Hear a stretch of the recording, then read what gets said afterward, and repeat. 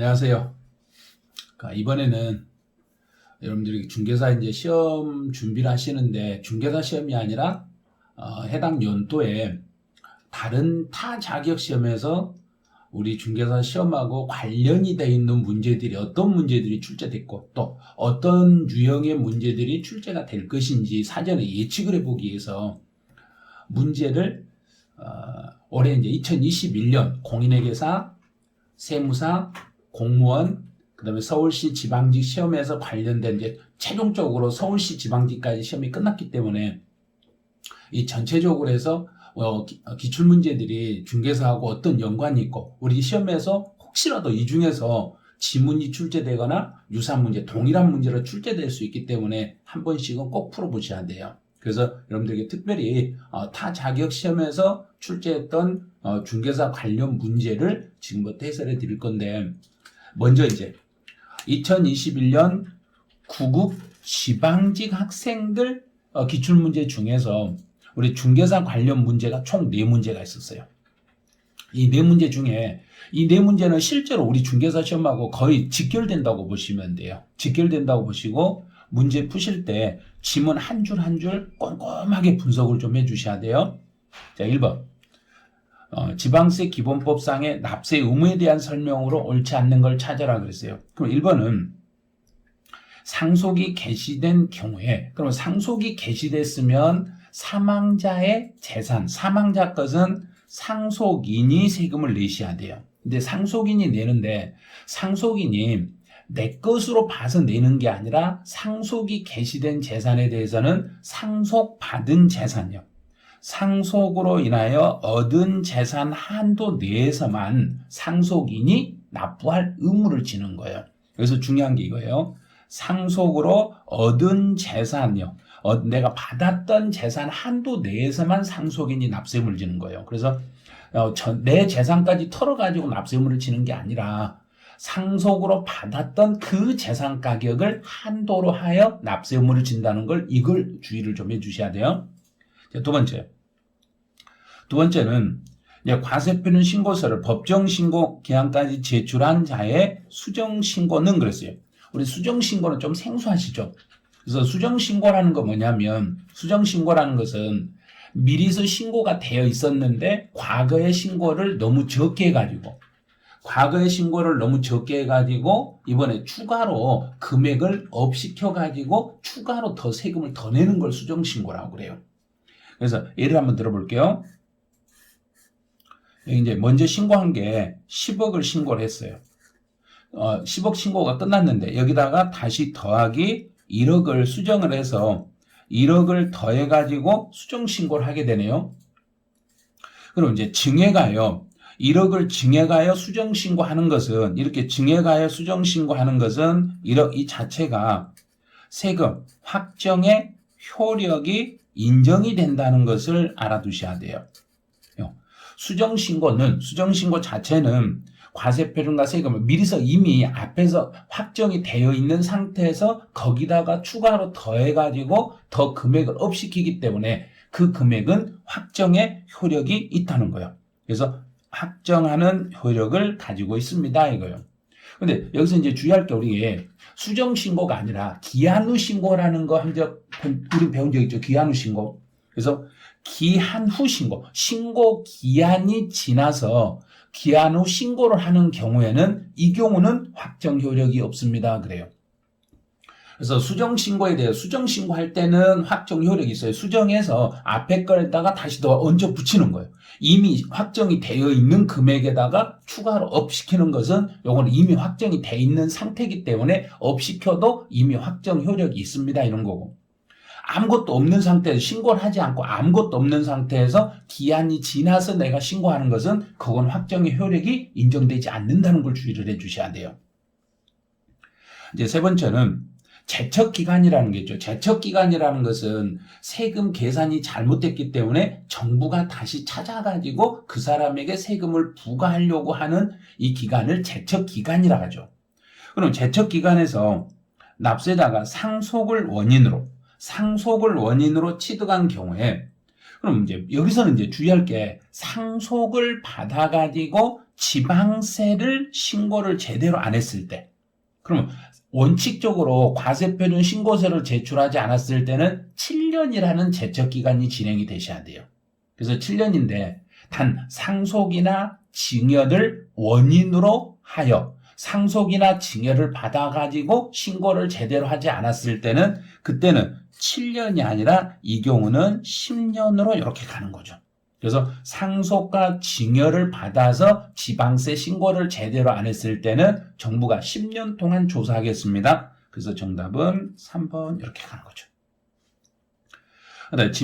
지방세 징수권의 시효는 이제 중단이 되며 그랬는데 납세 고지는 새로운 고지서가 날라오면 앞에 있었던 그 고지서의 시효는 소멸이 되는 거예요. 소멸이 되는데 이게 중단이 돼버리죠. 중단이 되고 새롭게 시작. 중단이라는 것은 다시 그 납부기한이 중단된 시효는 고지한 납부기한이 지난 때로부터 새롭게 시효가 시작되는 거예요. 그래서 중단이라는 단어가 나오면은 새롭게 시작합니다. 그래서 중단은 납세 고지, 이거 이외에 압류, 독촉, 채고, 교부 청구가 중단 사유예요. 그다음에 정지라는 것은 분납 기간, 징수 유예 기간, 뒤에 기간차가 붙은 거죠. 뒤에 기간이 붙으면 그 기간 동안에는 정지했다가 이미 진행한 시간을 인정하고 나머지 시간만 연속으로 가는 것을 정지라고 그래요. 그럼 이제 1번 문제에서 납세 의무하고 관련된 건지 해석할 수 있겠죠. 보면 우리도 배웠던 제척기간 이게 정답으로 출제됐잖아요. 근데 여기서 주의할 게 수정신고하고 기한 후 신고의 차이점을 꼭 한 번은 좀 정리를 해 주셔야 돼요. 수정신고는 이미 신고되어 있는 상태에서 신고되어 가지고 있는 것을 추가로 더 신고를 하는 거니까 이미 확정이 되어 있는 상태에서 추가해도 확정 효력이 있는 거고, 기한 후 신고는 아무것도 없는 상태에서 새롭게 내가 기한이 지나서 신고하는 것은 확정의 효력이 인정되지 않습니다. 이렇게 가는 거예요. 이제 두 번째 문제로 가보죠. 취득세 표준세율에서 요 문제는 제가 이번 이제 우리 중개사 시험에서 출제가 가능성이 아주 높은 문제라고 했잖아요. 근데 이런 문제가 이제 다른 자격 시험에서 공무원 학생들 시험에서 출제했다는 것은 거기 출제했던 출제 이혼 되신 분들이 중개사 시험을 또 출제할 수도 있어요. 그래서 이런 문제는 주의를 좀 해주셔야 돼요. 취득세 표준세율에서 중과 기준세율을 뺀 세율이다. 그럼 중과 기준세율을 뺀다 이 말은 여기서 중과 기준세율이라는 것은 물건에 대한 취득세라고 생각하시면 돼요. 그래서 전체 표준세율 중에서 중과 기준세율을 빼버리면 남는 게 뭐냐면 등기분에 대한 취득세만 남는 거예요. 등기분에 대한 취득세만 계산합니다. 그러면 여기서 등기분에 대한 취득세로 하지 않는 걸 찾아라. 그럼 등기하고 관계가 없는 걸 찾아라. 이 문제란 이야기예요. 그래서 환매, 등기. 공유물을 분할했으니까 새롭게 분할 등기를 해야 되겠죠. 또 이전했으니까 이전에 따른 등기를 해야 되겠죠.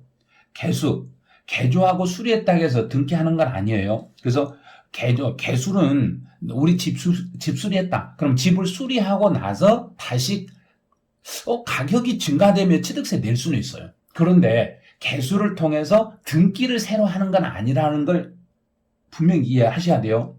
개조하고 수리한 것은 우리 집 수리하면 가액이 증가되면 증가된 가액에 대해서는 취득세를 낼 수 있지만 등기부는 아니니까 여기가 정답이 되겠죠. 그래서 2번은 4번이 되는 거예요. 그래서 중과 기준세율을 뺀 세율이라는 이 말 자체가 그 물건에 대해서 그럼 전체 취득세 중에서 중과 기준세율 2% 빼고 등기분에 대한 취득세 세금만 계산하는 걸 찾아라 이런 뜻이에요. 근데 여기서는 등기하고 상관이 없는 걸 골라라. 그러면 등기가 아닌 거 골라라. 그러니까 4번 이렇게 답을 하시면 되는 거예요. 자, 문제 3번은 등록면허세에 대한 설명으로 옳지 않는 거네요. 그럼 등록면허세 같은 경우는 우리도 한 문제 출제되니까 전체 종합 문제로 이렇게 출제되는데 여기도 똑같아요. 첫 번째 1번은 비과세 문제네요. 자, 비과세. 회사 정리나 특별 청산에 대하여 이 지문은 법원의 촉탁이라는 걸 얼른 보셔야 돼요. 법원이 부탁해서 등기하는 것은 등록면허세를 부과하지 아니하나. 그래서 법원의 촉탁이라는 게 나오면은 촉탁에 대해서는 비과세 적용이 받을 수 있고, 또 법인의 자본금 또는 출자금의 납입에 대한 등기는 우리 회사의 자본금이 바뀌면 등기부상의 자본금 금액을 바꾸셔야 돼요. 금액을 바꿔야 되기 때문에 여기는 과세 대상이 됩니다. 법원이 특별히 부탁해서 등기하는 것은 비과세. 또 법인의 자본금이나 출자금을 납입에 따른 등기는 요거는 과세. 자, 그럼 1번은 맞았어요. 두 번째는 과세 표준에 대한 지문이네요. 등록면허세 과세 표준이 났을 때는 제일 먼저 봐야 될 게 등록자가 신고에 따른다. 여기서 신고라는 것은 등기, 등록, 당시라는 걸 주의를 좀 해주시라고 그랬어요. 등기, 등록, 당시의 신고에 따르지만 만약에 내가 신고하지 않았을 때 신고를 안 해버리면 어떻게 하냐. 신고 안 해버리면 그때는 정부가 정한 시가 표준액으로 가는 거예요. 또 신고 가격이 시가 표준액보다 적은 경우에도 시가 표준액을 과세 표준으로 하겠습니다. 이렇게 가면 돼요. 이제 세 번째는 납세 의무자네요. 그럼 등록면허세는 설정과 변경과 소멸에 대한 사항을 공부에 등기하거나 등록하는 경우에 그 등록을 하는 자가 등기부상에 이름을 쓴 사람이죠. 예를 들어서 홍길동하고 등기부상 홍길동 썼어요. 그럼 홍길동이가 세금 내는 거예요. 이런 식으로. 이름을 쓴 그 사람을 납세 의무자로 하겠습니다. 이렇게 가는 거예요. 이름 쓴 그 사람을 납세 의무자로 하겠습니다. 그래서 등록을 하는 자가 등록면허세를 납부할 의무가 있습니다. 이렇게. 네 번째는 이제 등록면허세 과세 대상이 되는 등록에는 취득세 제척 기간이 경과한 이미 취득세. 그럼 여기서는 이제 이건 뭐냐면 이 물건을 취득해서 등기를 하게 되시면 원칙적으로 물건을 취득해서 등기했을 때는 원칙은 취득세라는 세금으로 물어야 돼요. 물건을 취득해서 등기할 때는 취득세로 가야 되는데 그런데 예외적으로 취득세 부과가 불가능한 경우가 있죠. 취득세 부과가 불가능했을 때는 그때는 등록면허세라는 세금으로 이렇게 과세를 해야 돼요. 그럼 취득세 제척기간 이미 지나버렸죠. 제척기간 이미 지났다는 이야기는 조사기간이 끝나버렸다는 이야기예요. 조사기간이 끝나버렸기 때문에 더 이상 취득세를 부과할 수가 없죠. 취득세 부과가 불가능하니까 등록면허세로 돌려서 세금을 받으셔야 돼요. 그래서 제척기간이 경과한 물건의 등기 등록은 포함하지 아니한다. 그래서 틀렸잖아요. 이미 취득세에서 제척기간이 지나가지고 등기를 하고 싶으면 취득세를 물릴 수가 없으니까 등록면허세로 돌려서 세금을 받겠습니다. 그럼 정답은 4번 이렇게 가는 거죠. 이제 문제 4번은 재산세에 대한 설명으로 옳은 걸 찾아라 그랬어요. 우리도 재산세 시험에 나오는데 우리도 재산세 이렇게 종합문제로 출제돼요. 아마 이 지문 안에서 우리 시험 지문이 아마 출제될 확률이 있다는 걸 알으셔야 돼요. 1번은 토지와 건축물에 대한 재산세 납기는, 그러면 토지는 무조건 9월 16일에서 9월 30일까지고 건축물은 7월 16일에서 7월 31일까지 세금을 내면 되는 거예요. 그래서 땅을 가지고 있으면 9월 달에, 건물을 가지고 있으면 7월 달에. 동그라미 2번은 제가 이제 수업 시간에 엄청 강조했던 지문이잖아요. 납부 통지서를 수탁자에게 고지한 후, 수탁자에게 이미 고지한 후에 그 이익을, 신탁의 이익을 받을 권리를 포기했다. 신탁의 이익을 받을 권리를 포기했다. 이 말은 신탁 재산을 누군가에게 양도를 했더라도, 그러면 이미 고지서가 날아간 상태에서 양도를 했더라도, 그래도 그 수탁자에게 물적 납세 의무는 소멸하는 것이 아니라 납세 의무는 그대로 존속이 되는 거예요.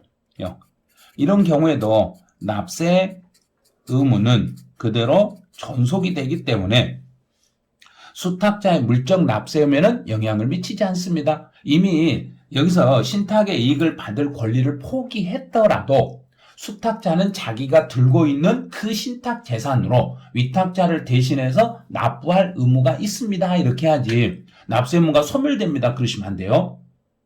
이미 고지가 된 상태에서 신탁의 이익을 받을 권리를 포기했더라도 그 수탁자는 물적 납세 의무가 그대로 존속한다는 걸 주의를 하셔야 돼요. 그래서 납세 의무에는 아무런 영향을 미치지 않습니다. 세 번째는 과세 기준 현재 상속이 개시된 우리 상속이 개시된 재산이 나오면 제일 먼저 상속 등기가 됐는가를 봐야 돼요. 근데 등기가 아직 안 돼 있네요. 그럼 등기가 안 됐으면 두 번째로 찾는 건 신고가 됐는가를 찾아야 돼요. 신고도 안 됐네요. 그럼 등기도 안 돼 있고 신고도 안 돼 있으면 그때는 주된 상속자가 재산세를 납부할 의무가 있습니다. 맞았네. 이게 맞은 거예요. 그다음 이제 4번 이거는 재산세는 분할 납부가 가능한데 납부할 세금이 950이네요. 그럼 500이 넘어버렸죠. 500이 넘었으니까 이 경우는 그 세액의 50% 이하의 금액을 분할할 수 있습니다. 이렇게. 그럼 950을 2로 나누면 되겠죠. 950을 2로 나누니까 475만 원. 그럼 500만 원 틀렸죠. 이런 식으로. 그래서 금액이 분할 납부는 250이 넘으면 2개월 안에 분할할 수는 있어요. 2개월 안에 분할할 수는 있는데 분할은 가능해요. 그런데 500만 원이 안 됐을 때는 500만 원 이하였을 때는 250 초과액을 2개월 안에 분할하면 되는 거고 만약에 500을 초과했을 때는 그 세금의 50% 이하의 금액을 분할할 수 있겠습니다. 이렇게 가면 돼요. 여기까지 해서 요 네 문제가 이제 이번 2021년도 9급 지방직 공무원 학생들 시험 문제예요. 그래서 지금까지 우리 시험에서 중개사 시험에서 이 9급 지방직 시험에 나왔던 요 문제들 있죠. 지방세 문제하고 관련된 네 문제예요. 이게 거의 해년마다 우리 시험에서도 한 70%에서 80% 유사 지문으로 출제됐어요. 그래서 이렇게 다른 자격 시험에서 나왔던 지문들도 우리가 배웠던 내용하고 똑같다는 걸 알으시고 이 기출문제들을 풀면서 우리가 배운 거하고 똑같네? 그럼 출제위원이 같다는 이야기예요. 출제하신 분이 공무원 학생들 출제하는 교수님이나 중개사 시험 출제하는 교수님이나 어차피 그 세금 강의하신 분이 똑같으니까 그분들이 출제하기 때문에 그 해 나왔던 기출문제들이 거의 대부분 유사하게 다시 출제가 되니까 꼭 한번 이런 건 보셔야 돼요. 그래서 여러분들 이제 요 지방직 시험을 보니까 이거 공무원도 한번 해볼까? 이런 생각하시면 안 돼요. 공무원은 상대평가예요. 우리 중개사는 절대평가고 공무원은 상대평가이기 때문에 여기 나와 있는 지문만 우리 시험으로 활용을 하셔야지 또 나는 또 중개사 시험 끝나면 공무원도 준비해봐야 되겠다. 세법만 있는 게 아니에요. 엄청 복잡한 거 많으니까 좀 생각을 달리 해주시고 중개사 시험 잘 보시고 중개사 시험에서 화이팅 하시기 바라네요. 네, 여기서 9급 기출문제 수업 마치죠.